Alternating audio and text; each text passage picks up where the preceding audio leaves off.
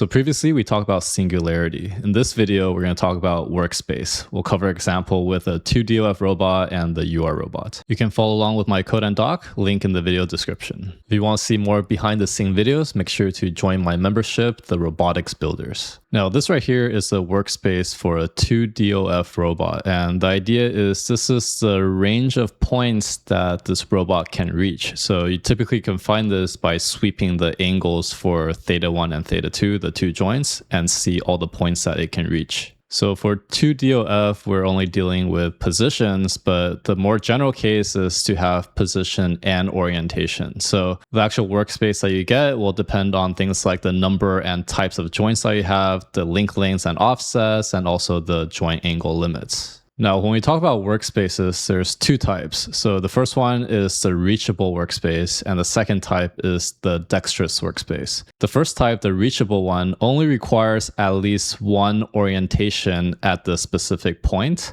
But for the Dexterous, it's going to be every orientation. So that's going to be the main difference. Now, the specific type of workspace you want to consider will depend on your application, because sometimes you might just care if the robot can get to that point, but other times you might care if it could get to that point and be at a certain orientation. Now, perhaps one of the easiest ways to figure out the workspace is to do a Monte Carlo sampling. So you want to sweep your angles between theta min and theta max randomly, and you could generate all the points of the tool end that it reaches, and that's going to be your workspace.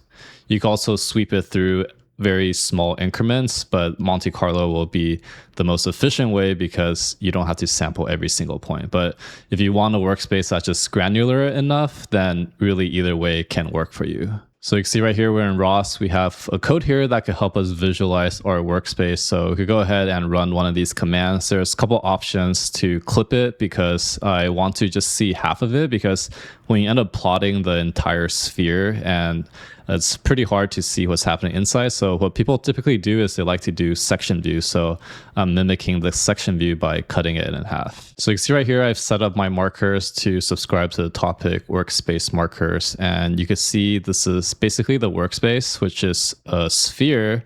And that agrees with some of our initial assumption of the robot. This is basically the 2DOF version, but extended to 3DOF, which is why we go from a circle to a sphere.